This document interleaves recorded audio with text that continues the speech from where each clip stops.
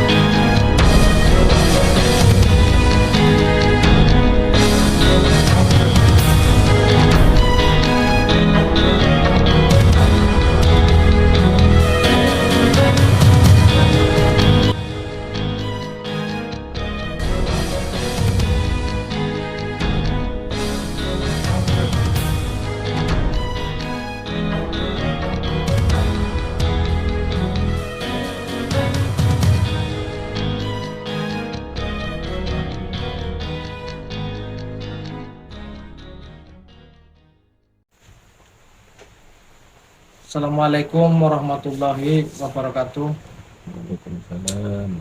Selamat malam sahabat. Malam ini kita mau seperti biasa ngobrol-ngobrol santai lah.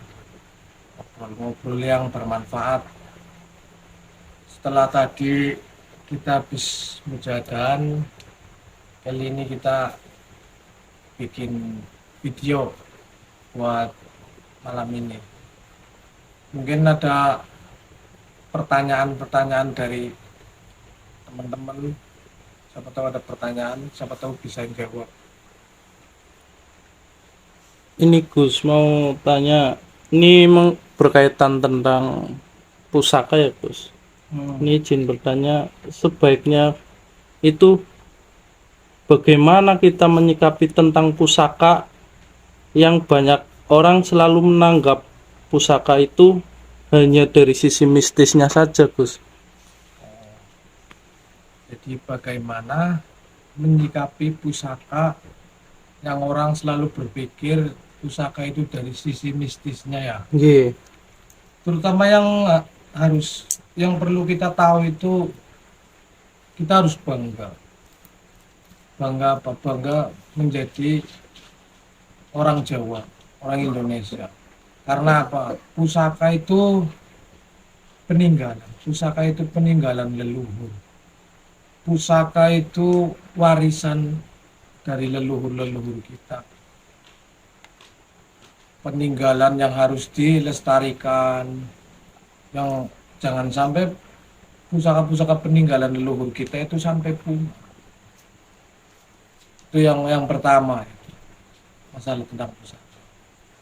Terus jangan selalu pusaka itu dikait-kaitkan dengan hal-hal mistis. Karena apa? Kalau kita selalu mengkait-kaitkan pusaka dengan hal-hal yang mistis, maka nanti generasi penerus kita itu akan takut. Seolah-olah itu memegang pusaka itu berpikir pasti karena ada dari sisi kuitnya ini dan itu. Sebenarnya itu bukan kayak gitu ya. Sebenarnya itu kalau masalah pusaka itu lebih baik jangan selalu membahas tentang mistisnya.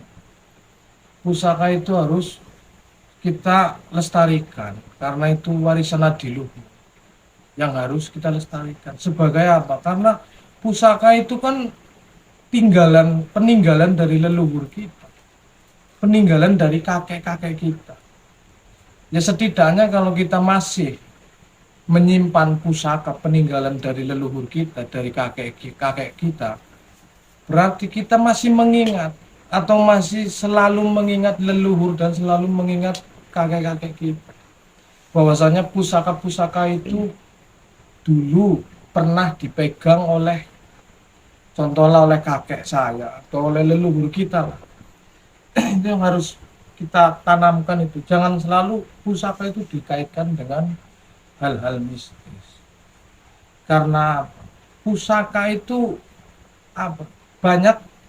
Banyak filosofinya, banyak maknanya. Pusaka itu di dalam diamnya pusaka itu banyak doa. Karena apa? Salah satu contoh, ini ada pusakanya. Nama ini kan pusaka, ini pusaka peninggalan. Sebaiknya kita jangan berpikir kalau pusaka ini itu dari hal-hal yang negatif. Kita harus berpikir positif, bahwasanya ini peninggalan yang harus kita rawat, yang harus kita lestarikan. Bahkan orang-orang dulu itu dengan pusaka itu bahkan memakai adab yang luar biasa. Bahkan hanya cara membuka pusaka pun orang-orang dulu itu ada caranya. Jadi nggak asal membuka. Ada cara-caranya, ada beberapa cara lah. Kayak misalnya yang biasa sering kita lihat lah, kita membuka pusaka itu dengan cara ditempelkan ke kepala, terus baru kita tarik tuh, kan? Tuh, yang kalau dipercaya itu kalau kita memakai pusaka atau menarik pusaka dari warangkanya itu yang ibaratnya simbolnya dari atas seperti ini tuh, menurut orang-orang dulu itu dipercaya sebagai apa? Agar kita selalu mengingat Allah, agar kita selalu mengingat yang kuasa. Dan juga ada lagi cara-cara beberapa orang yang berbeda lagi. Ada yang dengan cara seperti ini dulu, ditaruh di sebelah kanan, baru kita tarik. Karena apa? Orang-orang dulu mempercayai hal-hal yang diawali dari ibaratnya sebelah kanan atau dari sebelah kanan itu hal-hal, insya Allah itu hal-hal yang baik, diawali dengan dari sebelah kanan. Ada lagi satu contoh lagi yang orang dulu itu cara membuka pusaka itu seperti ini, langsung ditarik. Itu kalau zaman-zaman dulu itu, di zaman dulu itu ini berarti simbol untuk kita udah mau berperang, simbol untuk berperang, minimal itulah. Jadi ada adab untuk cara-cara membuka pusaka. Apalagi ada saking orang Jawa itu luar biasa adabnya, dari hanya dengan pusaka itu antara jadi ngasih pusaka ke orang terus beda umur itu ada caranya juga, ada adabnya juga. Coba kamu di sini kasih contoh. Contohnya gini, misalnya ini saya mau memberikan pusaka kepada ini adik saya, dia lebih muda dari saya. Kalau dia lebih muda dari saya, berarti saya harus memberikan pusakanya dengan cara memegangnya itu di atas. Di atas, kamu nanti megangnya di bawah. Ya, tapi tak dua tangan. Ah, kayak gitu baru kamu pegang.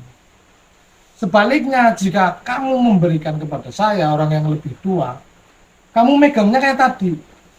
Nah, terus kamu, jadi nanti saya megangnya di atas. Jadi itu juga hal karena apa itu menghargai orang yang lebih tua. Jadi apalah, pusaka itu banyak mengajarkan tentang adab, tentang tata krama, bagaimana adab-adab kita sebagai orang Jawa itu yang selalu dikenal dengan tata kramanya, yang selalu dikenal dengan unggah-ungguhnya, kata orang Jawa. Terus masalah pusaka jangan selalu dikaitkan dengan hal-hal yang tidak baik. Karena apa?